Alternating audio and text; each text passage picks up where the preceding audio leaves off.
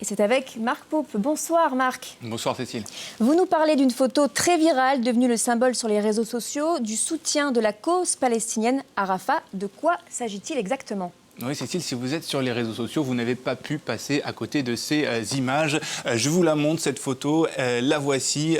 On y voit des milliers de tentes agglutinées les unes aux autres dans un espace ouvert, une sorte de désert avec des montagnes au fond et avec ce message au milieu, « All eyes on Rafah », tous les regards vers Rafah. Alors cette image, elle a une spécificité un peu particulière, hein. Elle semble un peu factice et pour cause, elle a été réalisée par une intelligence artificielle, mais elle a été énormément relayée sur les réseaux sociaux. Elle connaît un succès grandissant ces dernières heures. Regardez un petit peu le nombre de partages qu'elle a eu, plus de 43 millions en quelques jours.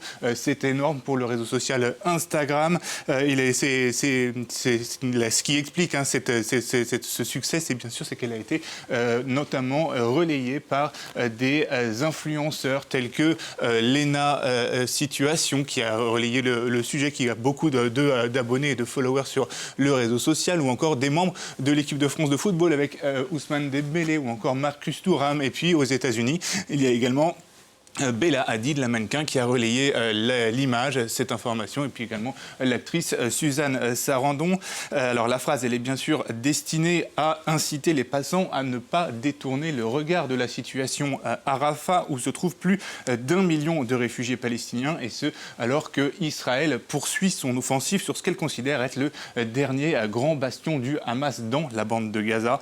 Le visuel, il a également été très relayé sur X, notamment anciennement Twitter, avec ce genre de message. Regardez un peu les tendances de ces derniers jours à partir du 26 mai.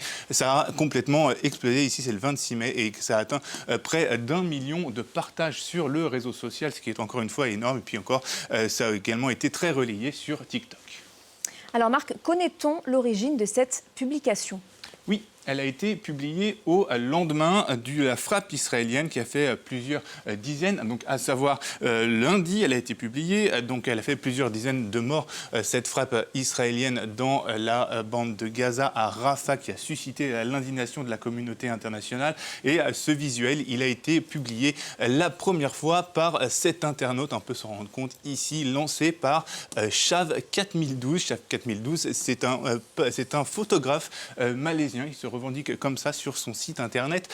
Il possède en tout cas près de 30 000 followers, dont 10 000 ont été ajoutés ces dernières heures grâce justement à la publication de ce cliché. Le propriétaire du compte indique donc vivre en Malaisie, et lorsque l'on regarde son historique, l'internaute publie de nombreux visuels, tous quasiment contre la guerre à Gaza, notamment celui-ci qui reprend un peu le même thème, All Eyes on Palestine, tous les regards vers la Palestine, avec encore une fois une image créée par une intelligence artificielle.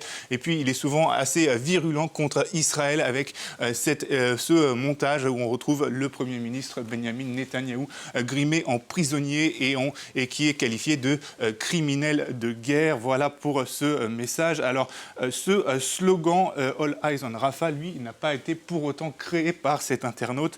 Il a été utilisé la première fois par cette personne qui est Richard Peppercorn, qui est un représentant de l'OMS à Gaza et en Cisjordanie occupée. Il avait utilisé cette expression après la demande du Premier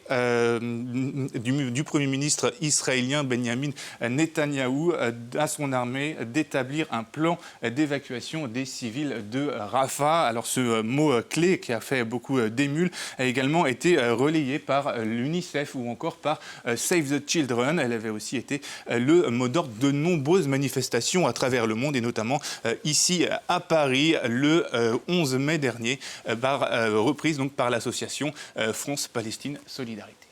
Merci beaucoup Marc Pope pour vos explications. Fin de cette édition, on se retrouve